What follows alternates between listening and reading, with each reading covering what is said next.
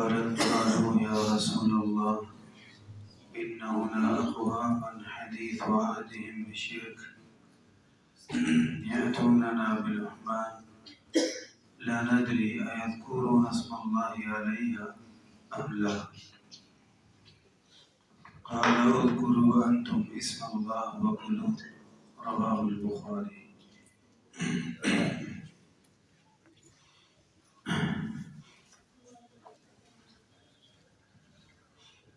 آج کچھ مسائل شکار کے بارے میں قرآن و سنت کے حوالے سے پیش کیے جائیں گے۔ اس کے بارے میں 2-3 باتیں سمجھنا ضروری ہے۔ پہلی بات یہ کہ شکار کرنا جائز ہے، اس میں کوئی حرج نہیں ہے۔ وہ شکار مچھلی کا ہو، پرندوں کا ہو یا جانوروں کا ہو، بس ایک شرط ہے کہ وہ شکار حلال ہو، حلال جانور، اور وہ کسی کی ملکیت نہ ہو۔ اگر کسی جانور کا شکار کر رہے ہیں لیکن وہ حلال نہیں ہے تو پھر ایسے جانور کو شکار کرنا بھی جائز نہیں ہے۔ ہاں، اگر کسی وجہ سے کوئی ضرورت ہو تو الگ بات ہے۔ نبی کریم صلی اللہ علیہ وسلم کا ارشاد گرامی، آپ علیہ السلام نے ارشاد فرمایا کہ جاندار چیز کو کبھی بھی نشانہ مت بناؤ۔ فرمایا لعن اللہ تعالیٰ ایسے آدمی پر لعنت کرے کہ جو جاندار چیز پر نشانہ پکا کر رہا ہے۔ کسی آدمی نے تیر سے، بندوق سے نشانہ بنانا ہے تو ویسے کوئی چیز رکھ کے اس پہ نشانہ لے۔ صرف نشانہ پکا کرنے کے لیے کسی جاندار کو مار ڈالنا اور وہ جاندار کھانے کا بھی نہیں، حرام جانور ہے، تو اس کی اجازت نہیں ہے۔ آپ علیہ السلام نے اس سے منع فرمایا۔ جانوروں کے بارے میں کافی مسائل ہیں جو حدیث مبارکہ میں مذکور ہیں اور آپ علیہ السلام نے ان کا پابند کیا۔ آپ علیہ السلام نے ارشاد فرمایا کہ جاندار چیز کو نشانہ نہ بناؤ۔ مراد یہ ہے کہ وہ جاندار جو آپ کے استعمال کا نہیں ہے، حرام جاندار۔ اور کہا کہ شکار کے لیے ضروری ہے کہ جسے شکار کر رہے ہیں وہ حلال ہو اور وہ کسی کی ملکیت نہ ہو۔ اگر شکار ایسی چیز کر لی جس کا کوئی اور مالک ہے تو وہ شکار نہیں ہے بلکہ وہ حرام اور چوری ہے اور اس کی کوئی گنجائش نہیں ہے۔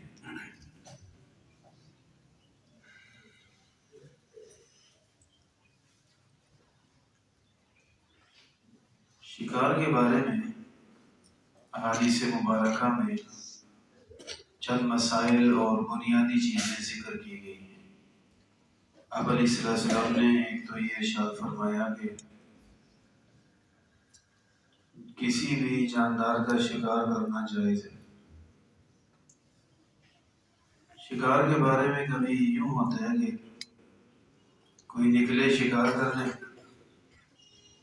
تو لوگ اس پہ اعتراض کرتے ہیں، کہتے ہیں یار کیوں معصوم پرندوں کو مارتے ہو، ان کا قصور کیا ہے؟ تو عجیب بات یہ ہے کہ ان پرندوں کا قصور پوچھا جا رہا ہے کہ مارتے کیوں ہو؟ اصل یہ ہے کہ اس نے سمجھے ہی نہیں کہ اس کائنات کو اللہ نے کس طرح بنایا ہے۔ اصل یہ ہے کہ اللہ رب العالمین فرماتے ہیں یا ابن آدم خلقت الاشیاء لأجلک وخلقتک لأجلی، اے آدم کے بیٹے، ساری کائنات تیرے لیے بنائی ہے اور تجھے میں نے اپنے لیے بنایا۔ اپنے لیے سے مراد اپنی عبادت کے لیے، اور ساری کائنات انسان کے لیے بنی، یعنی ہر کائنات کی ہر چیز میں انسان کے لیے اللہ نے کوئی مقصد اور فائدہ رکھا ہے۔ جب یہ کائنات بنی ہی انسان کے لیے، اور جس رب نے پرندوں کو پیدا فرمایا اس نے ہمارے لیے حلال بھی کر دیے، تو پھر اس کے بارے میں اعتراض کرنا ٹھیک نہیں کہ آپ ان کو کیوں مارتے ہیں، بے قصور پرندے ہیں، کیونکہ یہ بنے ہی انسان کے لیے، بنے ہی انسان کے لیے، اس لیے کوئی حرج نہیں۔ باقی رہا کہ نہیں، ان کی تو جان چلی جاتی ہے، آخر وہ بھی اللہ کی مخلوق ہیں، وہ نہیں مارنا چاہیے۔ تو بات یہ ہے کہ اللہ کی کتنی مخلوقات ایسی ہیں جن کو مارنا آپ ٹھیک سمجھتے ہیں، اور اعتراض صرف یہاں پہ ہے۔ مچھلی پکڑنے پہ آج تک کسی نے اعتراض نہیں کیا، کیا وہ اللہ کی مخلوق نہیں؟ کیا مچھلی کا جینے کو دل نہیں کرتا؟ بس اسی لیے جائز ہے شرعاً کہ وہ بنی انسان کے لیے آپ استعمال کریں۔ قرآن پاک میں مچھلی کے شکار کا واضح طور پہ کئی جگہ ذکر ہے اور اجازت ہے۔ کچھ لوگوں کا یہ ہوتا ہے کہ یا تو دین سے دور رہنا ہے، اور اگر تھوڑی نیکی مزاج میں آئی تو پھر اس نیکی کو اپنی مرضی کے مطابق لینا ہے، اللہ کے حکموں کو نظر انداز کر اللہ سے زیادہ رحم دل بننے کی کوشش کریں۔ حالانکہ اللہ تعالیٰ نے یہ چیزیں حلال فرمائی ہیں اور ہمارے لیے اجازت ہے، ہم استعمال کر سکتے ہیں۔ نبی پاک صلی اللہ علیہ وسلم نے شکار کرنے میں بعض اوقات شرکت فرمائی، اور کچھ صحابہ کرام تو ایسے تھے کہ ان کی معیشت ہی شکار تھی۔ اگر پوچھا جائے کہ آپ کیا کام کرتے ہیں، وہ کہتے تھے ہم شکار کرتے ہیں اور کچھ نہیں کرتے۔ بخاری شریف میں آتے سیدنا اسماعیل علیہ السلام کو اللہ کے حکم سے سیدنا ابراہیم علیہ السلام مکہ مکرمہ میں چھوڑ کے یہاں پر ایک عرصے بعد ابراہیم علیہ السلام ملنے کے لیے آئے، حضرت اسماعیل کے گھر آئے، ان کی اہلیہ سے پوچھا کہ اسماعیل کہاں ہے؟ جواب ملا اسماعیل شکار کرنے گئے۔ تو یہ تو پیغمبر شکار کر لیتے تھے، تو کوئی ایسی بات نہیں، رحم دلی ضرور ہو، لیکن خالق کائنات نے رحم دلی جس طریقے سے سکھائی ہے اس طرح ہو۔ کوئی بھی چیز حد سے زیادہ ٹھیک نہیں ہوتی، حد سے زیادہ ٹھیک نہیں، ہر چیز کو اعتدال میں رہنا چاہیے۔ جیسے ہمیں حکم ہے کہ خرچ کرو، لیکن یہ نہیں ہے کہ حد سے زیادہ خرچ کرو۔ اب وہ بہت زیادہ خرچ کرے، اس کو قرآن نے کہا کہ یہ فضول خرچ ہے، اور فضول خرچ شیطان کے بھائی ہے۔ حالانکہ خرچ کرنے کا حکم اللہ نے کئی جگہ دی ہے، لیکن جو فضول جگہ لگا رہا ہے اس کو کہیں گے یہ حد سے بڑھ گیا ہے، یہ شیطان کا بھائی ہے۔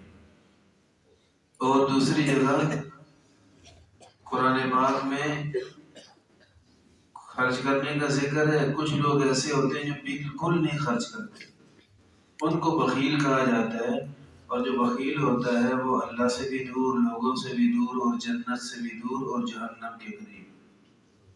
تو دیکھیں خرچ کرنے کا حکم ہے، اس میں نہ کمی کر سکتے ہیں نہ زیادہ۔ قرآن پاک میں ایسے لوگوں کی تعریف کی گئی، والذین اذا انفقوا لم يسرفوا ولم يقتروا وكان بين ذلك قواما۔ اللہ کو وہ لوگ پسند ہیں جو خرچ کرنے میں اعتدال اختیار کرتے ہیں، نہ فضول خرچی اور نہ ہی کنجوسی۔ تو رحم دلی بھی اسی طرح کی چیز ہے، قرآن و سنت کی حدود میں رہ کے ہی رحم دلی اختیار کی جائے۔ کہتے ہیں جی آپ نے بلا وجہ کسی کی جان لے لی، اس کا قصور کیا تھا؟ بھئی آپ کے گھر مہمان آئے اور مہمان کے لیے آپ یہاں مرغی لینے آ گئے، آپ کے آرڈر پہ دکاندار نے ایک مرغی پکڑ کے ذبح کر ڈالی، اس کی جان لے لی، کیا آپ بتائیں گے کہ اس مرغی کا قصور کیا تھا؟ پرندے کا قصور پوچھ رہے ہو تو یہ بھی تو پرندہ ہی ہے، اس کا قصور کیا ہے؟ اس کی جان کیوں لی؟ مہمان آپ کے آئے ہیں نا، تو اپنے جسم سے بوٹیاں کاٹ کے کھلاؤ، مرغی کی جان کیوں لیتے ہو؟ یقیناً پوری دنیا میں یہ رائج ہے کہ مرغی ذبح کی جاتی ہے اور کھائی جاتی ہے۔ تو قرآن و سنت سے ہٹ کے خود ساختہ رحم دلی کو لیا جائے تو بندہ جی نہیں سکتا۔ یہی اچھا طریقہ ہے کہ خالق کائنات نے جس چیز کو جس طرح بنایا بس اسی طرح اس کو مان لیا جائے۔ ہر جگہ عقل لڑانے سے عقل خراب ہو جاتی ہے، ہر جگہ عقل لڑانے سے عقل خراب ہو جاتی ہے، اور پھر جب عقل بگڑتی ہے پھر بندہ ہر وقت وہم میں، شکوک و شبہات میں، اعتراضات میں، ہر وقت لڑائی جھگڑے میں لگا رہتا ہے، یہ زندگی خود اس کے لیے مصیبت بن جاتی ہے۔ تو اللہ نے عقل اس لیے بنائی نہیں ہے کہ آپ قرآن پاک سے لڑائیں اس عقل کو، اس لیے نہیں بنائی، اس لیے بنائی ہے کہ قرآن و سنت کا غلام بنا دو عقل کو۔ ہاں دنیاوی معاملے میں اپنی عقل سے کام لیں، سوچ سمجھ سے کام لیں، چھوٹی چھوٹی بات میں عقل سے کام لیں۔ وہ کہا جاتا ہے کہ پہلے سوچیں اور پھر بولیں، تو ہے لیکن عقل اس لیے نہیں بنی کہ قرآن و سنت کے خلاف استعمال ہو۔ بس جو قرآن و سنت میں آ گیا مان لیں، عقل میں آئے پھر بھی نہ آئے پھر بھی۔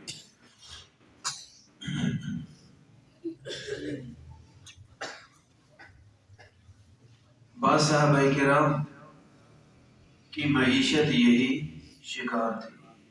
ان میں ایک نام آتا ہے سیدنا عدی بن حاتم رضی اللہ تعالیٰ عنہ۔ عدی بن حاتم، حاتم تائی کے بیٹے سیدنا عدی رضی اللہ تعالیٰ عنہ،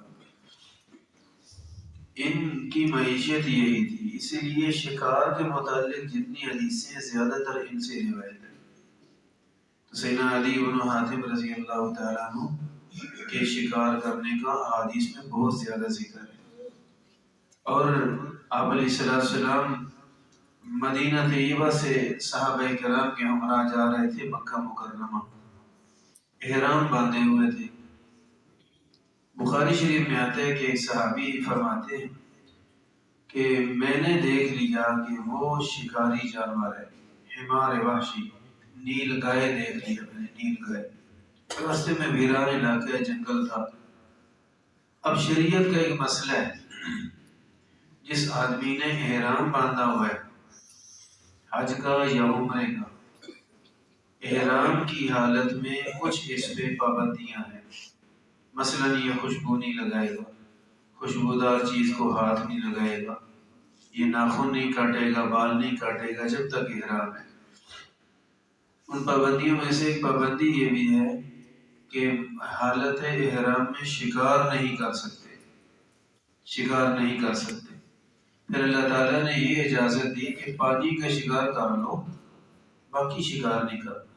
یعنی مچھلی پکڑنی ہو تو احرام والا بھی پکڑ سکتا ہے، شکار کر سکتا ہے، لیکن اور کوئی شکار کرنا احرام والے کے لیے منع ہے۔ بخاری شریف میں آتا ہے کہ آپ علیہ السلام صحابہ کرام جا رہے تھے، تو ایک صحابی فرماتے ہیں کہ میری نظر پڑ گئی کہ نیل گائے اتنا بڑا حلال جانور ہے، اور صحابہ کرام اکثر شکار جانتے تھے۔ مسئلہ یہ ہے کہ میرا تو احرام ہے، اچھا احرام والا خود بھی شکار نہیں کر سکتا اور شکاری کا تعاون بھی نہیں کر سکتا، اور احرام والا خود بھی شکار نہیں کر سکتا، شکاری کو مشورہ بھی نہیں دے سکتا، شکاری کو بتا بھی نہیں سکتا کہ وہ بیٹھا ہوا ہے، اتنا بھی نہیں کر سکتا، اشارہ بھی منع ہے، کسی طرح یہ شکار میں شامل نہیں ہوگا۔ اب جنہوں نے دیکھا وہ احرام کی حالت میں، ایک صحابی ایسے تھے جنہوں نے ابھی احرام نہیں باندھا، انہوں نے آگے چل کے باندھنا تھا، یہ احرام کے بغیر تھے۔ حضرت قتادہ رضی اللہ تعالیٰ، شکاری بھی بڑے کمال کے تھے، یہ صحابی فرما رہے ہیں جن کا احرام تھا کہ میں نے دیکھا نہ جانور تو میرے دل میں یا اللہ یہ صحابی دیکھ لینا، قتادہ دیکھ لینا کبھی، کام بن جائے گا۔ میں دعائیں کرتا رہا، خواہش تھی میری پر میں بتا نہیں سکتا تھا۔ وہ اللہ کا کرنا یہ ہوا کہ ان کو بھی نظر آ گیا۔ جیسے ہی انہوں نے دیکھا جلدی سے گھوڑے پہ چھلانگ لگا کے سوار ہوئے اور ان کی ایک چیز نیچے رہ گئی۔ ان سے کہا گیا پکڑانا، انہوں نے کہا میں تو نہیں پکڑاؤں گا۔ ان کو مسئلہ ذہن میں تھا، کبھی بندہ بھول بھی جاتا ہے، تو کہا میں تو نہیں پکڑاؤں گا۔ اچھا ٹھیک، وہ خود اترے، اٹھائی اور گئے اور شکار کر لیا اور اس کو ذبح بھی کر لیا۔ تو بڑا جانور ہوتا ہے تقریباً خچر جتنا، اس کو ذبح کر لیا۔ اب سارے باقی احرام والے تھے تو کہتے ہیں کہ ہم نے سب نے کھایا۔ لگ تو یہی رہا تھا کہ ہم نے شکار تو نہیں نہ کیا، سب نے کھا لیا، لیکن کچھ وہم بھی تھا، قافلہ بڑا تھا، ہم نے تو کھا لیا۔ پھر خیال آیا کہ نبی پاک صلی اللہ علیہ وسلم سے مسئلے پوچھ لیتے۔ قافلے چلتے تھے نا تو کچھ حضرات بہت آگے ہوتے، کچھ پیچھے رہ جاتے، ویسے چلتا تھا۔ آپ علیہ السلام آگے تھے تو کہتے ہیں ہم نے کھایا اور آپ علیہ السلام سے بعد میں مسئلہ پوچھا۔ یہ غلطی تو ہم نے کر لی ہے کہ پوچھے بغیر کھا لیا۔ کیا احرام والا شخص اگر شکار خود نہ کرے اور کوئی اور شکار کر کے کھلائے تو کھا سکتا ہے؟ آپ علیہ السلام نے فرمایا جی ہاں، کھانا جائز ہے، اگر کچھ بچا ہوا ہے تو مجھے دو، میں بھی کھاتا ہوں، جائز ہے۔ تو دیکھیں شکار کرنا تو کوئی غلط نہ ہوا۔ دیکھیں ایک ہے میری عقل، ایک آپ کی، ایک اس کی، ایک اس کی، یہ ساری غلط ہو سکتی ہے، سب غلط ہو سکتی ہے، ایک کباڑ ہے سارا۔ عقل مندی وہی ہے جو رسول اللہ صلی اللہ علیہ وسلم نے فرمائی، وہی عقل کے عین مطابق ہے۔ تو آپ علیہ السلام نے اس کی اجازت دی۔ شکار صحابہ کرام کیا کرتے تھے اور اس میں کوئی حرج والی بات نہیں۔ میں نے شکار کے مسائل اس لیے عرض کی ہے کہ بعض چیزیں ہمیں عجیب لگتی ہیں، اس لیے کہ عام طور پہ یہ سونا پڑا ہی نہیں ہوتا۔ تو چلو یہ چند مسائل عرض کرتے تھے۔ پہلی بات اب تک یہ ثابت ہوئی کہ کسی بھی حلال جانور کو، پرندے کو شکار کرنے میں کوئی برائی، کوئی حرج نہیں ہے، آپ شکار کریں۔ دوسرا مسئلہ یہ ہے کہ بس یہ شرط ہے کہ وہ جانور کسی اور کا نہ ہو، واقعی آزاد جانور ہو، آپ اسے شکار کر سکتے ہیں۔ ایک یہ ہے کہ آپ علیہ السلام نے شکار کے بارے میں اور چیزیں بتائی۔ عدی بن حاتم رضی اللہ تعالیٰ فرماتے ہیں، عرض کیا اللہ کے نبی صلی اللہ علیہ وسلم، میں نے شکاری کتے رکھے ہوئے ہیں، تو کیا میں ان کا پکڑا ہوا شکار استعمال کر سکتا ہوں؟ بہت اچھا سوال تھا۔ آپ علیہ السلام نے اس کو جائز قرار دیا۔ آگے ہم ایک حدیث پڑھنے والے ہیں انشاءاللہ۔ حدیث پاک میں آتا ہے کہ کتا رکھنا جائز نہیں ہے، الا کلب صید او کلب ماشیہ، ہاں شکاری کتا رکھنا جائز ہے، کتے رکھنے سے منع کیا گیا، لیکن شکاری کتا جائز ہے۔ اور کتے رکھنے سے منع کیا گیا ہے، البتہ حفاظت کی غرض سے جہاں رکھنا پڑے تو رکھیں، اللہ نے اسی لیے بنایا ہے، اسی لیے بنایا۔ تو حفاظت کی غرض سے ڈیرے پہ رکھنا ہو، گھر میں رکھنا ہو تو رکھ سکتے ہیں۔ حفاظت کی نیت سے رکھنا ہے تو گھر کے اندر رکھیں۔ خطرناک سا کتا ہے اور گلی میں سارا دن رہتا ہے، ساری رات بھی، تیرے گھر کی حفاظت کرے نہ کرے، گزرنے والوں کو ذلیل ضرور کرے گا، تو ایسا جائز نہیں ہے۔ کسی نے رکھنا ہے تو گھر کے اندر 100% یقینی بنائے کہ کسی گزرنے والے کو پریشان نہیں کرے گا۔ تو بہرحال کتا رکھنا جائز نہیں، سوائے شکار کے اور سوائے حفاظت والے کتے کے کہ اس کی گنجائش ہے۔ شکار کے لیے کتا رکھنا جائز ہے، اور اگر شکار پکڑ کے رہے، یہاں بھی لوگوں نے رکھے ہوتے ہیں، خرگوش وغیرہ شکار کرتے ہیں اس سے، تو میں اس لیے بھی عرض کر رہا ہوں کہ کچھ لوگ کہتے ہیں بڑے غلط لوگ ہیں، کتے رکھے ہوئے ہیں جی، اور کتے شکار کرتے ہیں اور یہ بندے کھاتے ہیں، ایسے کرتے ہیں۔ تو میں نے پہلے عرض کر دیا کہ عقل مندی وہی ہے جو قرآن و سنت کے مطابق ہے۔ اگر آپ کی عقل کچھ اور کہہ رہی ہے تو یہ مرمت ہونے والی ہے، اس کا کام ہونے والا ہے عقل کا، اس لیے عقل کو قرآن و سنت کے ماتحت رکھا جائے۔ آپ علیہ السلام نے فرمایا کہ شکاری کتا رکھنا جائز ہے۔ صحابی نے پوچھا کہ ہم کتا رکھتے ہیں، کتا جاتا ہے، اگر وہ مار دے اور ہم پہنچے اور ذبح کا موقع بھی نہ آئے تو کیا جائز ہے کہ نہیں؟ اس پہ آپ علیہ السلام نے کچھ فرمایا۔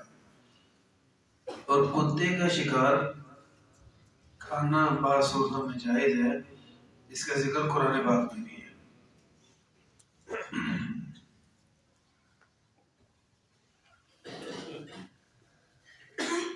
اب علیہ السلام نے فرمایا کہ ایک تو یہ ہے کہ اس کتے کا شکار جائز ہے جو کتا شکار کے لیے تربیت یافتہ ہو، شکار کے لیے تربیت یافتہ ہو۔ وہ مخصوص نسلیں ہوتی ہیں، سب کتے شکاری کتے نہیں ہوتے، اور وہ شکاری نسل ہو اور اس کو آپ ٹریننگ دے چکی ہو۔ ٹریننگ کی حد کیا ہے کہ کم از کم ایسے ہوا ہو، آپ سکھاتے رہے، ایک دفعہ اس کو بھیجا شکار پکڑ کے وہ لا کے آپ کے پاس چھوڑ دیا، کھایا نہیں۔ اگر کتے کو شکار پہ چھوڑا اور پکڑ کے خود کھا رہا ہے، اس کا مطلب یہ ٹریننگ یافتہ نہیں، اور اس کا شکار آپ کھا بھی نہیں سکتے۔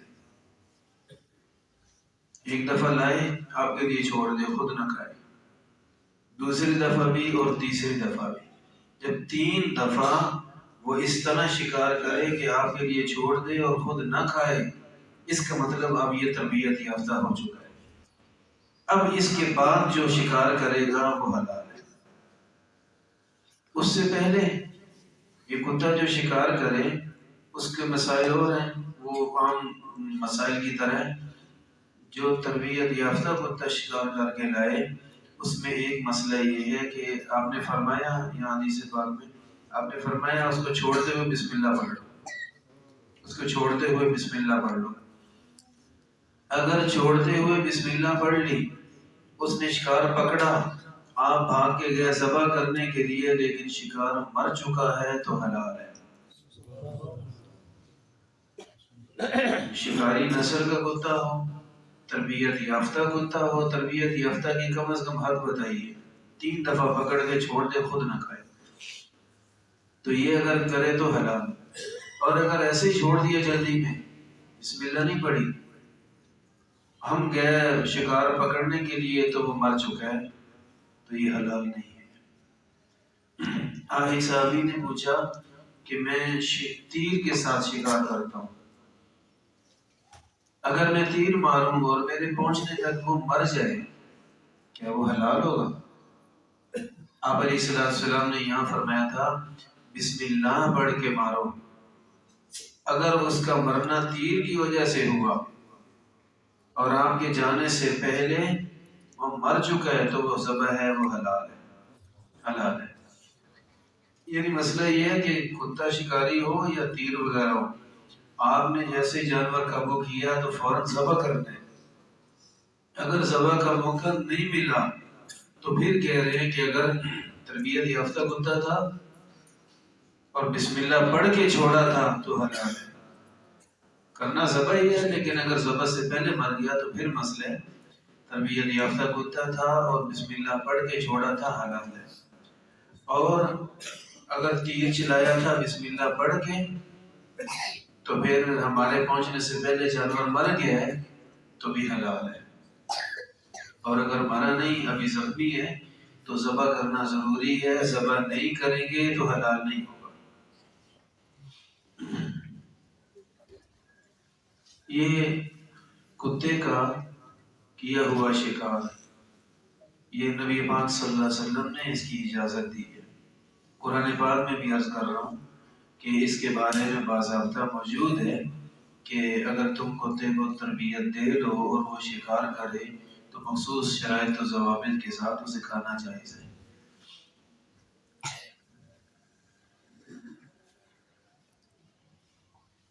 سیدنا عدی بن حاتم رضی اللہ عنہ فرماتے ہیں مجھے رسول اللہ صلی اللہ علیہ وسلم نے مسئلہ بتایا تھا، اذا ارسلت کلبک فاذکر اسم اللہ، جب آپ اللہ کا نام لے کے کتا چھوڑیں، بسم اللہ پڑھ کے چھوڑ دیں شکار پہ، پھر اگر وہ آپ کے لیے شکار پکڑ لے، اگر آپ زندہ پاؤ تو ذبح کر لو، اور اگر آپ کے پہنچنے سے پہلے مر چکا ہے تو کھا سکتے ہیں۔ فرمایا فَإِن وَجَدْتَ مَعَ كَلْبِكَ كَلْبًا غَيْرَهُ وَقَدْ قُتِلَ فَلَا تَأْكُلْ۔ فرمایا اگر ایسا ہوا ایک تربیت یافتہ کتا تھا، یہ تو ہم نے بسم اللہ پڑھ کے چھوڑا، لیکن ہوا یہ کہ ایک اور کتا بھی اس کے ساتھ شامل ہو گیا، وہ تربیت یافتہ نہیں ہے، یا اسے بسم اللہ پڑھ کے نہیں چھوڑا تھا، اب دونوں اس کے پیچھے لگے، شکار کیا، انہوں نے مارا، اب گیا تو شکار مارا پڑا ہے۔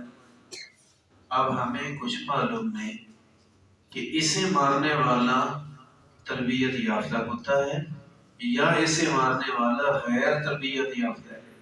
اگر غیر تربیت یافتہ نے مارا تو حرام، اور اگر اس نے مارا تو حلال۔ تو یہ چونکہ شک پڑ گیا، آپ علیہ السلام نے فرمایا کہ اب آپ اسے استعمال نہیں کر سکتے۔ شریعت کا اصول ہے کہ جس چیز میں شک ہو اس سے بچنے کی کوشش کریں۔ ایک مسئلہ اور، ایک صحابی نے پوچھا، جو میں نے حدیث پاک پڑھی ہے، صحابی نے پوچھا اللہ کے نبی صلی اللہ علیہ وسلم، لوگ نئے نئے مسلمان ہوئے، کوئی نیا مسلمان اگر گوشت لے کے آ جائے کہ جی یہ آپ کھا لیں، تو کیا وہ کھا سکتے ہیں یا نہیں؟ اس لیے کہ وہ نیا مسلمان ہے، پتہ نہیں اس کو مسئلہ معلوم ہے یا نہیں، وہ نیا مسلمان ہے، پتہ نہیں بسم اللہ پڑھی کہ نہیں پڑھی، کھا سکتے ہیں یا نہیں؟ یہاں آپ علیہ السلام نے جواب اور دیا۔ عموماً تو یہ ہے کہ احتیاط یہ ہے کہ آپ نہ کھائیں، نہیں، یہاں شک کیا جا رہا ہے مسلمان پہ، اور آپ کو پسند نہیں ہے کہ مسلمانوں کو شک کی نظر سے دیکھیں، پتہ نہیں اس کو چھری پھیرنی آتی ہے کہ نہیں، اگر وہ تھوڑا دین سمجھتا ہے تو بس ٹھیک ہے، اور پتہ نہیں اس نے بسم اللہ پڑھی کہ نہیں، بلا وجہ شک کرنا جائز نہیں۔ ہاں اگر آپ دیکھ رہے ہیں کہ دونوں ہونٹ بالکل جڑے ہوئے ہیں، ذبح کیے جا رہے ہیں، باتیں بھی کر رہے ہیں، چھری بھی پھیر رہے ہیں، پھر حرام ہے۔ لیکن ویسے خواہ شک کرنا، یار یہ نمازی نہیں ہے، میں تو نمازی ہوں، ایسا شک جائز نہیں ہے، چاہے وہ نمازی نہ ہو۔ کس نے کہا ہے کہ نمازی ہونا ضروری ہے ذبح کرنے کے لیے؟ اگرچہ اچھا ہے، نمازی کے ہاتھ میں برکت ہوتی ہے، لیکن اتنا بندہ نیک پاک نہ بنے کہ دوسروں کو بری نظر سے دیکھنے لگے، یہ اللہ کو پسند نہیں۔ اور چادر لی ہے جی، مجھے تو پتہ ہے کہ میں اس کا خیال رکھتا ہوں، پاک ہے، اب کسی اور کی چادر لینی پڑ گئی تو سوچ رہے ہیں پتہ نہیں کسی نے صحیح دھوئی ہے کہ نہیں دھوئی، پتہ نہیں یہ حفاظت کرتا ہے کہ نہیں۔ ایک اچھا نمازی ہے، سمجھدار آدمی ہے، آپ نے اگر چیز لی ہے تو پورے یقین سے استعمال کریں، یہ شک میں نہ رہیں۔ اس وہم کا اصل خلاصہ بھلا کیا ہوتا ہے؟ وہم کا خلاصہ یہ ہے کہ میں بڑا باقی کا خیال رکھنے والا ہوں، یہ بے اعتبار ہے، یہی ہوا نا۔ اپنے کو اچھا سمجھنا، دوسرے کو بے اعتبارہ سمجھنا بغیر وجہ کے، یہ اللہ کو پسند نہیں ہے۔ فرمایا فَلَا تُزَكُّوا أَنفُسَكُمْ، لوگوں اپنے آپ کو پاک نہ سمجھا کرو زیادہ، اللہ پاک نے روکے سے اپنے آپ کو بڑی ہستی سمجھنا، جی ہم بڑے پاک صاف ہیں، جی ہم بڑے پاک صاف ہیں، اچھی بات ہے اگر ہیں، لیکن یہ کیڑا دماغ سے نکالو، ہم بڑا خیال رکھتے ہیں باقی کا، لوگ تو رکھتے ہی نہیں ہیں، بس میں ہی رکھتا ہوں خیال، وہ لوگ تو ہیں ہی ایسے، دنیا میں ایک میں ہی ہوں بس، ایسا نہیں سوچ ہونی چاہیے، سب کو اچھا سمجھے۔ آپ علیہ السلام کا باقاعدہ حکم ہے ظنوا بالمؤمنین خیرا، ایمان والوں کے بارے میں ہمیشہ اچھا گمان کریں، سب کے بارے میں اچھی سوچ رکھیں، سب کے بارے میں اچھی سوچ رکھیں، کبھی بھی آپ کا نقصان بھی نہیں ہوگا، یاد رکھیں۔ سب کے بارے میں اچھی سوچ رکھیں، نقصان آپ کا نہیں ہوگا. وہ جو نقصان دینے والے ہیں بھی صحیح، وہ آپ کا نہیں کریں گے، کسی اور کا ہی کریں گے. یہ بہت آزمائی ہوئی بات ہے، بہت آزمائی ہوئی بات. پیچھے مستری لگے رہ رہائش میں، تو میں نے مستریوں سے کہنا کہ بھائی میں جا رہا ہوں. اچھے ہیں ماشاءاللہ، نمازی ہیں، سارا کچھ ہے، لیکن بندہ کہے کہ نہیں میں تو زیادہ نہیں جانتا، کوئی چیز نہ اٹھا لیں، کوئی نقصان نہ کر دیں. تو یار کوئی ایسی بات نہیں، ہر مسلمان پہ اعتبار کرے، کر کے دیکھیں، اللہ تعالیٰ آپ کو حفاظت دے. وہ ایسے کہیں میں گیا، کسی نے مجھے کہا، کسی نے، وہ میرے ساتھ کہیں جا رہا تھا، اس نے کہا جی یہ گھروں کے حوالے کر رہے ہیں. میں نے کہا یہ کیا ہے؟ کہتے ہیں کہ کوئی نقصان ہو جائے. میں نے کہا ایسے ہی ہو جائے نقصان؟ وہ مسلمان نہیں ہے، ان کو نہیں پتا کہ اللہ پاک کا حکم ہے کہ کسی کی چیز کو ہاتھ نہیں لگانا چاہیے. تو سب کو اپنے سے بہتر مسلمان سمجھنا چاہیے، سمجھنا چاہیے. جتنا آپ کا اپنا ذہن پکا ہوگا نا، آپ کی چیز کو ہاتھ کوئی نہیں لگائے.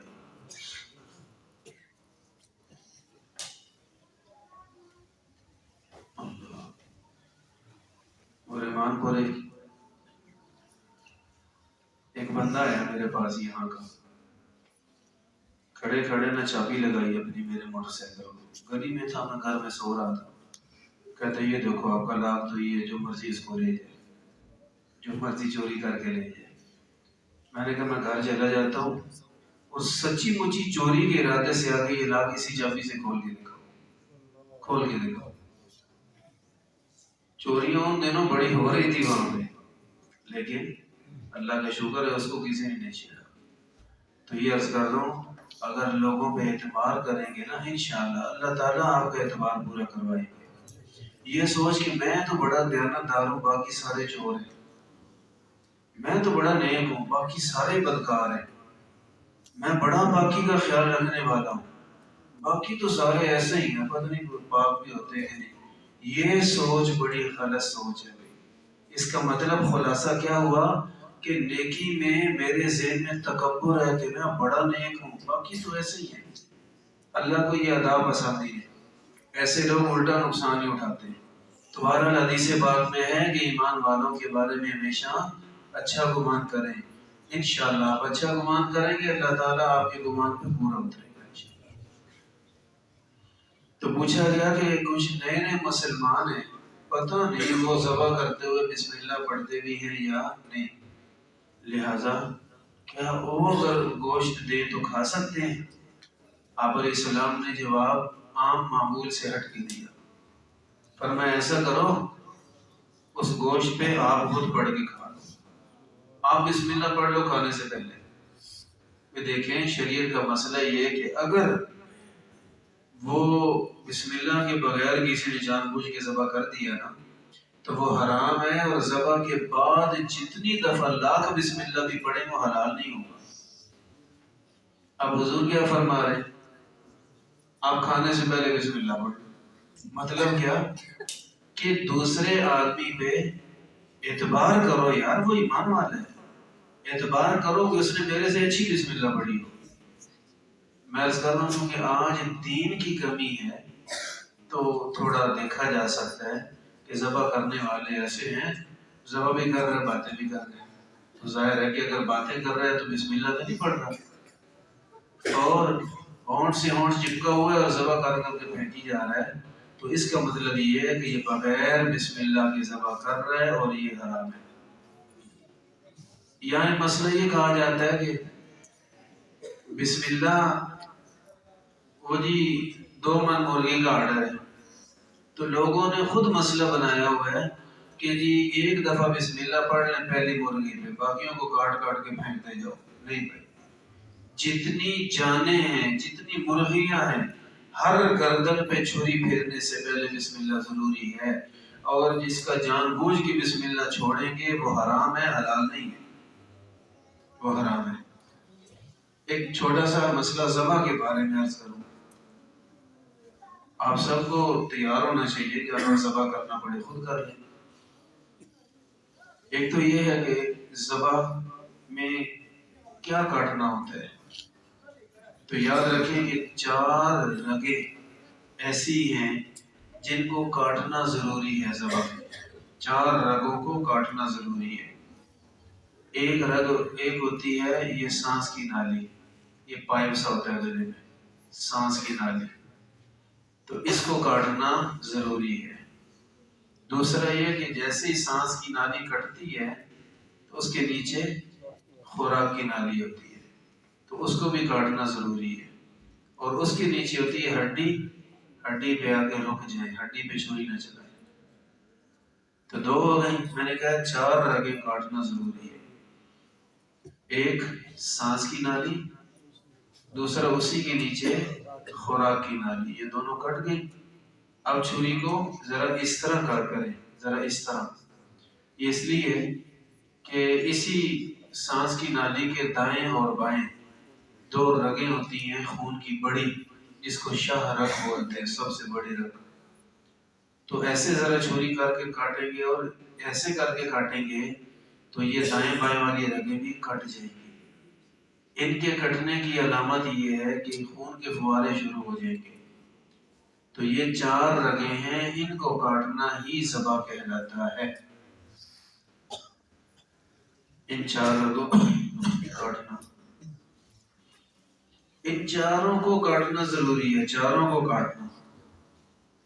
شریعت نے تھوڑی سی نرمی دی ہے کہ چلو 4 نہیں بھی کٹی تو 3 تو ضرور کٹے. کوئی سی 4 نہیں بھی کٹی تو کوئی سی 3 ضرور کٹ جائے. اگر 3 بھی نہیں کٹی، 1 یا 2 کٹی ہیں اور جانور مر گیا تو حرام ہے. چاروں رگوں کو کاٹنا ضروری ہے، اور کم از کم 3 تو بہرحال ضروری ہے. 3 سے کم رگیں کٹیں تو جانور مر گیا تو وہ حرام شمار ہوگا. ذبح کے بارے میں ایک بات یہ ہے کہ ذبح کرنے والے کے لیے ضروری ہے کہ وہ مسلمان ہو یا اہل کتاب ہو. بس مسلمان ہو یا اہل کتاب ہو. اہل کتاب سے مراد عیسائی اور یہودی ہے. ان کا طریقہ بھی جو ذبح میں ان کی شریعتوں نے بتایا وہ یہی طریقہ ہے، اور اس میں بھی بسم اللہ پڑھی جاتی ہے. تو ذبیحہ بولتے ہیں ذبح شدہ جانور. مسلمان کا ذبیحہ حلال ہے، اور عیسائی اور یہودی ان 3 کے علاوہ کوئی کسی مذہب کا بھی ہو اس کا ذبیحہ حرام ہے. بکرا کھائیں کتا کھائیں ایک ہی چیز. عیسائیوں اور یہودیوں کے بارے میں تھوڑی وضاحت. ایک تو یہ ہے کہ عیسائی اور یہودی، وہ عیسائی یہودی واقعی ہوں، کاغذی نہ ہوں. یعنی کہ عیسائی وہ ہے کہ جس کی عقائد سن کے عیسائیوں کے علم والے کہیں کہ ہاں یہ ہمارے عقیدے پہ ہے، اور یہودی وہ کہ یہودی کہیں کہ ہاں یہ ہے ہمارے عقیدے پہ، ان کے علم والے کہیں. یہ اس لیے کہہ رہے ہیں کہ بہت بڑی تعداد عیسائیوں کی، وہ دنیا میں ایسے ہیں کہ پوچھو کون ہوتی عیسائیوں، لیکن جو عیسائیت کہتی ہے یہ سب کا انکار کرتے ہیں. تو نام لینے سے تو کوئی عیسائی نہیں بنتا. لہذا اس طرح کے جو بے دین قسم کے دہریہ قسم کے عیسائی ہیں تو ان کا ذبح کیا ہوا حرام ہوگا، کیونکہ وہ عیسائی کہلا تو رہے، عیسائی ہے نہیں. تو عیسائی سے مراد کون سا عیسائی؟ جسے اس کے مذہبی پیشوا اپنا کہیں، مانے کہ یہ ہمارا ہے. اور یہودی سے مراد ہو جنہیں ان کے مذہبی پیشوا یہودی مانتے ہوں. یہاں جو اس کے خیالات ہیں یہی ہمارا دین سکھاتا ہے، تو ٹھیک ہے، اس کا ذبیحہ حلال ہے. ایک شرط ہوئی کہ وہ اپنے مذہب کے مطابق اس کے عقیدے ٹھیک ہو. دوسری شرط یہ ہے کہ وہ طریقے کے مطابق ذبح کرے اور بسم اللہ پڑھے. اگر یہودی عیسائی بسم اللہ چھوڑ دے جان بوجھ کر، جانور حرام ہے. یا ہے تو یہودی عیسائی پر ذبح کسی اور طریقے سے کر رہے ہیں، وہ تو اس کو دین نے بھی اس کو نہیں سکھایا جیسے کر رہے ہیں، تو پھر بھی حرام ہے. اور ایک مسئلہ یہ ہے کہ ذبح کرنے کے لیے بسم اللہ پڑھنا بھی ضروری ہے۔ اگر کوئی آدمی بھول جائے اور ارادہ تو تھا پڑھنے کا، انکار نہیں تھا، بس وہ ذبح کر دیا اور بعد میں یاد ہے میں تو بسم اللہ نہیں پڑھی، یہ غلطی معاف ہے اور جانور حلال ہے۔ پڑھنا تو چاہتا تھا لیکن بھولے سے نہیں پڑھ سکا، تو یہ جانور حلال ہے۔ آپ علیہ السلام سے پوچھا گیا کہ اگر کوئی آدمی بھول کے بسم اللہ چھوڑ دے، پڑھنا چاہتا ہے لیکن بھول کے چھوڑ بیٹھا، اس کا ذبح حلال ہے؟ تو آپ علیہ السلام نے فرمایا کلو فإن تسمیۃ اللہ تعالی فی قلب کل امرئ مؤمن، فرمایا کھا لو، ہر ایمان والے کے دل میں تو اللہ کا نام ہوتا ہی ہے نا، تو بس ٹھیک ہے کھا لو۔ اور اسی کے ساتھ ایک مسئلہ، چاہے مسلمان ہے یا اہل کتاب ہے، ذبح کر رہے اور جان بوجھ کے بسم اللہ نہیں پڑھ رہا، یہ جانور حرام ہے، کتا کھا لے مرغی کھا لے ایک ہی بات ہے، یہ بالکل جائز نہیں ہے۔ اللہ نے فرمایا وَلَا تَأْكُلُوا مِمَّا لَمْ يُذْكَرِ اسْمُ اللَّهِ عَلَيْهِ، جس جانور کے ذبح کے وقت اللہ کا نام نہ لیا جائے وہ تم نہیں کھا سکتے، اللہ نے روک دیا، حرام ہے۔ تو فقہاء نے بات لکھی ہے، کہا زمین سے جو غذا اگتی ہے اس کی اصل یہ ہے کہ زمین سے اگنے والی تمام نباتات حلال ہیں، اگر کوئی حرام ہوگی تو حرام ہونے کی وجہ پائی جائے گی تو حرام ہوگی۔ مثال کے طور پہ زمین سے کوئی چیز اگ رہی ہے، چنے اگ رہے تو چنے حلال ہیں بس، ہاں اگر اس کے اوپر کوئی نجاست گر گئی ہے تو اس وجہ سے وہ حرام کہلائے گی۔ اصل ہی یہ ہے کہ زمین سے اگنے والی ہر چیز حلال ہے، اور اگر کوئی چیزیں ایسی ہیں کہ زمین سے اگ رہی ہیں لیکن وہ زہریلی ہیں تو اصولاً حلال تھی لیکن نقصان دینے کی وجہ سے حرام ہے۔ اور گوشت کے بارے میں شریعت کا اصول یہ ہے کہ اصل بات یہ ہے کہ گوشت حرام ہے، اگر نسل حلال ہے جانور کی اور ذبح کرنے والے نے اللہ کا نام لے کے، ایمان والے نے یا اہل کتاب نے ذبح کیا، اللہ کے نام کی برکت سے حلال ہوگا۔ اصل یہ ہے کہ گوشت حرام ہی ہوتا ہے لیکن حلال وہ ہوتا ہے کہ ذبح کرنے والا مسلمان یا اہل کتاب ہو اور اللہ کا نام لے کے ذبح کرتا ہے تو اللہ کے نام کی برکت سے وہ حلال ہو جاتا ہے، لہٰذا جہاں بھی خلل آئے ذبح میں وہ حرام ہوتا ہے، کہ کسی ہندو نے ذبح کر دیا، کسی اور نے ذبح کر دیا، غیر مسلم میں تو وہ جائز نہیں ہوگا سوائے اہل کتاب کے۔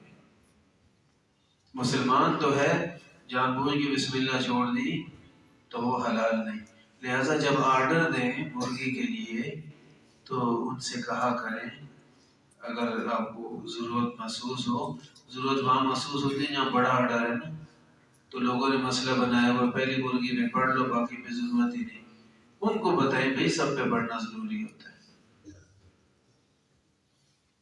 ذبیحہ کے متعلق یہ چند مسائل عرض کیے ہیں۔ اچھا بسم اللہ پڑھنے ہیں تو کیا الفاظ ہو؟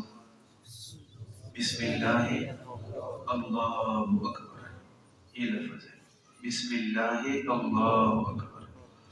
اگر کسی نے غلطی سے پڑھا بسم اللہ الرحمن الرحیم پڑھ دیے، کچھ کنفیوز ہو جاتے ہیں نئے نئے کھلاڑی نا، تو کوئی بات نہیں، خیر ہے جو بھی پڑھ دیا بس آپ کے دل میں ہے نا تو کافی ہے، کیونکہ آپ پڑھنا چاہتے ہیں اور منہ سے کچھ اور نکل گیا۔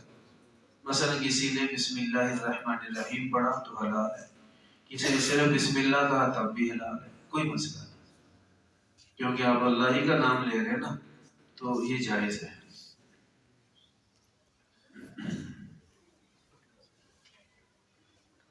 اگر کوئی جانور زخمی حالت میں ملے یا بیمار، اتنا بیمار ہے کہ مرنے کے قریب ہے،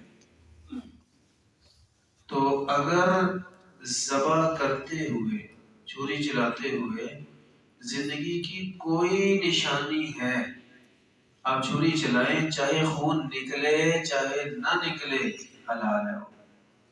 ایک شرط میں نے عرض کی ہے، اگر چھری چلاتے ہوئے زندگی کی کوئی نشانی ہو، یا ذبح کرنے کے بعد وہ تھوڑا سا ہلا، پر مارے اس نے، پاؤں مارے، کوئی آواز نکالی، سانس لیا، زندگی کی کوئی نشانی ہے ذبح کے وقت تو وہ حلال ہے، چاہے خون بالکل نہ بھی نکلے۔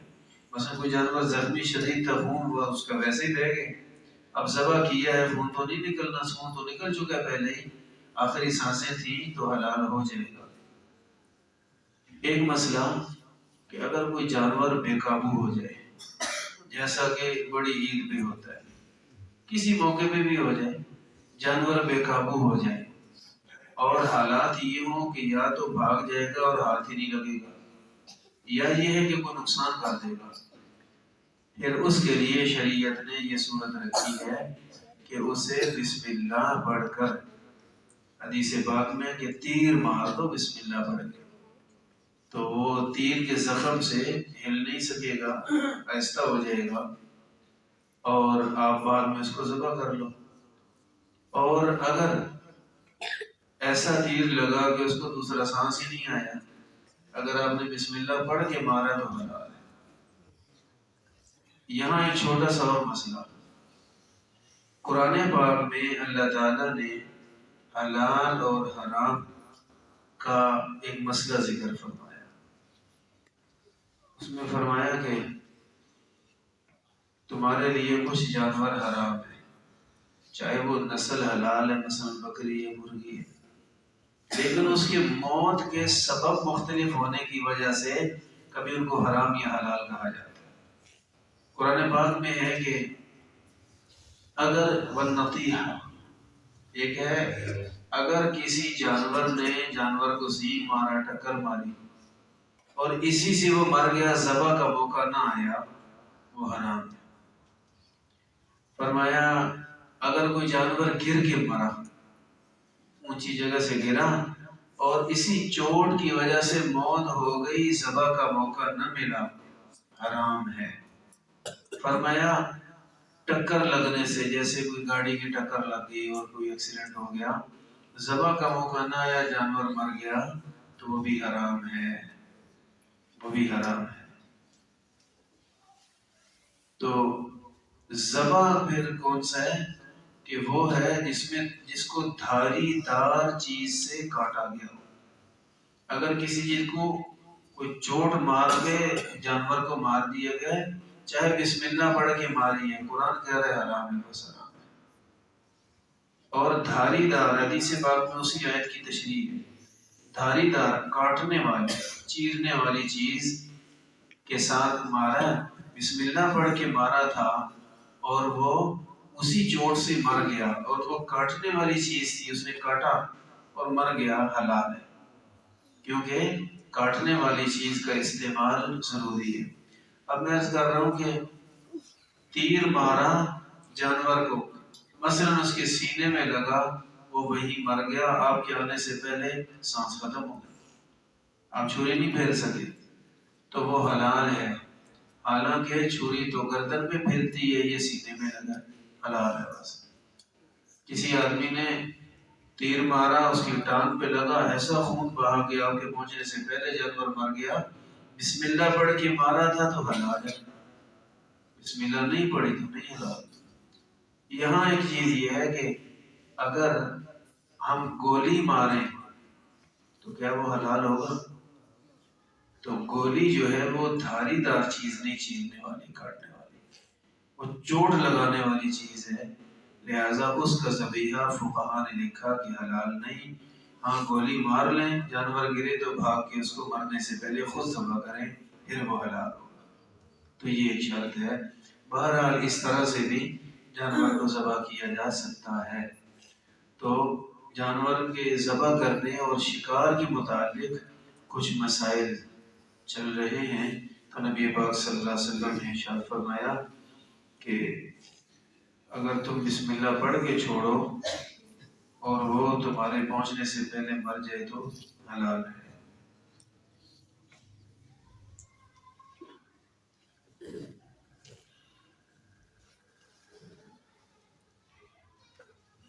حدیث پاک میں لعن اللہ من ذبح لغیر اللہ، اللہ اس پہ لعنت کرے جس نے جانور کو اللہ کے علاوہ کسی اور کے لیے ذبح کیا، اور کے لیے سے مراد کسی اور کی رضا کے لیے، اللہ کے لیے ذبح بس ایک یہی حلال طریقہ ہے۔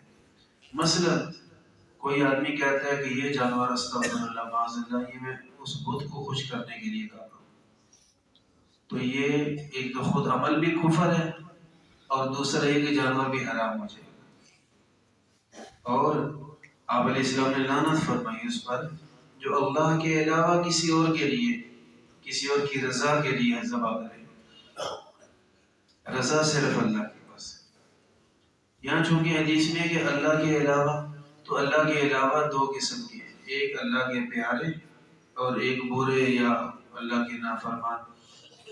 چاہے کسی نیک ہستی کا نام لے کے بھی ذبح کرے نا پھر بھی حرام، کیونکہ ذبح کے لیے اللہ نے طریقہ یہ بتایا کہ بس اللہ کا نام لو، اس پہ اللہ کا نام نہیں لیا، وَلَا تَأْكُلُوا مِمَّا لَمْ يُذْكَرِ اسْمُ اللَّهِ عَلَيْهِ، اس پہ اللہ کا نام نہیں لیا گیا، آپ اس میں سے کھا ہی نہیں سکتے۔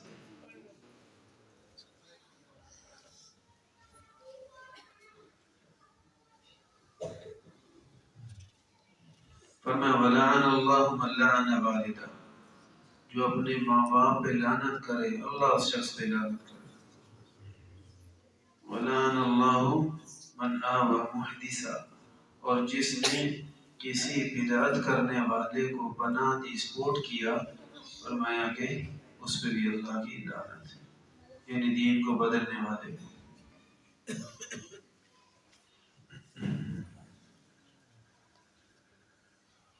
ایک صحابی نے فرمایا کہ ہم میدان جنگ میں ہوتے ہیں، گھر میں تو ہر سہولت ہوتی ہے، چوریاں ٹوکیاں ساری چیزیں، وہاں کوئی جانور ہم شکار کر لیتے ہیں یا ذبح کرتے ہیں، چھری ملتی نہیں، اگر ہم پتھر سے ذبح کر لیں تو جائز ہے، اگر ہم سینگ سے ذبح کر لیں جائز ہے، اگر ہم کسی بانس سے ذبح کر لیں جائز ہے۔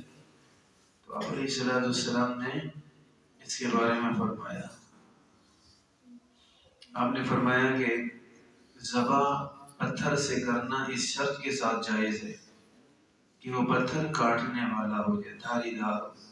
پتھر اگر توڑے تو کبھی وہ زخمی، جیسے شیشہ زخمی کرتا ہے تو چھری کی طرح ہی کام کرتا ہے، تو وہ بھی ایسے ہوتے ہیں بعض پتھر، تو کوئی ایسا پتھر ہے جو کاٹ رہا ہے تو اس سے ذبح کر سکتے ہیں، چھری ہونا ضروری نہیں۔ البتہ حدیث مبارکہ میں یہ مذکور ہے کہ آپ نے فرمایا کہ جب تم ذبح کرو نا تو اچھے انداز سے ذبح کرو، ذبح کرو تو اچھے انداز میں، اچھے انداز میں بہت ساری چیزیں شامل ہیں۔ ایک جانور کے سامنے دوسرے کو ذبح نہ کرو، بلکہ جہاں بھی کرو بس وہ اکیلا ہو وہاں پہ، تاکہ دوسرے کو چاہے تھوڑی دیر بعد اس کو بھی ذبح کرنا ہو یا رکھنا ہو، لیکن یہ خوفناک منظر اسے نہ دکھاؤ، تو ذبح الگ کرو۔ دوسرا حدیث بعد میں موجود ہے کہ چھری اچھی طرح، نبی علیہ السلام نے فرمایا چھری اچھی طرح تیز کر دیا کرو، جانور کو ذبح تو کرنا ہے لیکن عذاب تو نہ دو نا۔ اور آپ علیہ السلام نے فرمایا کہ جانور کو ذبح کرنا ہو تو اس کی راحت، جو راحت آپ دے سکتے ہیں اس کا خیال رکھنا ہے۔ ذبح کا یہ مطلب نہیں کہ خواہ پہلے اس کی ٹانگیں توڑ دو، یار مارنا ہی ہے نا، کون سا رکھنا ہے، پہلے ہی ہڈیاں توڑ دو، ایسا نہیں کر سکتے، پوری شفقت کا خیال رکھنا ہے۔ ذبح بھی کرنا ہے تب بھی اضافی تکلیف دینا چاہیے۔ ذبح کرنے والے جانور کو چھری پھیر کے یہ چاروں رگیں کاٹ کے ایک کام کرتے، اس کی گردن کی ہڈی توڑ دیتے۔ ظلم ہے، سخت گناہ ہے، انہیں جی وہ جلدی ٹھنڈا ہوتا ہے، ابھی آپ کو کون سی جلدی ہے، کون سی جلدی ہے، کتنا فرق پڑ جائے گا اس سے، تو لہٰذا یہ جائز بالکل نہیں۔ میں نے عرض کیا ہے کہ ذبح کرتے کرتے جب ہڈی آ جائے تو بس رک جائیں، ہڈی کے اوپر چھری نہیں چلانی، کیونکہ ذبح آپ کر چکے ہیں، بلا وجہ اس کو شدید اذیت دے رہے۔ اور کچھ لوگ نا گردن کی ہڈی کے اندر سفید وہ دھاگا سا ہوتا ہے، رگ ہوتی ہے، اس کو کہتے ہیں حرام مغز، تو اس کے اندر چھری مارتے ہیں، وہ بھی اسی مقصد کے لیے کہ جلدی ٹھنڈا ہوتا ہے، بھئی ایسی جلدی کرنا جائز نہیں ہے، یہ چھری مارنا جائز نہیں۔ آپ نے حکم دیا ذبح کرنا ہے تو اتنی تکلیف دو جتنی بنتی ہے بس۔ باقی تکلیف دینا جائز نہیں. اور اسی سے ایک مسئلہ کہ حرام مغز، تو کیا وہ حرام ہوتا ہے؟ نہیں بھائی، وہ اس کا کوئی نام ہے حرام مغز، اور یہ نام بھی اردو میں، وہ اسلامی عربی والا حرام نہیں ہے. اور عربی میں جس چیز کو حرام کہا جائے وہ ساری حرام نہیں ہوتی، مطلب سمجھنا چاہیے. محرم اور حرام کا کیا مطلب ہے؟ کہ وہ حرام ہے. مسجد حرام کا کیا مطلب ہے؟ کہ وہ حرام کے پیسوں سے بنی ہے، معاذ اللہ. ایسا کچھ نہیں ہے، وہ تو دنیا کی سب سے مقدس مسجد ہے. تو اسی طرح وہ حرام کا لفظ ہے، لیکن یہ کسی اور مطلب میں ہے. اردو کا لفظ ہے حرام مغز، جو وہ ایک رگ سی ہے سفید، پوری ریڑھ کی ہڈی میں ہوتی ہے، دماغ سے نکل کے جاتی ہے آخر تک. تو یہ حرام نہیں ہے، یہ ویسے اس کا نام ہے.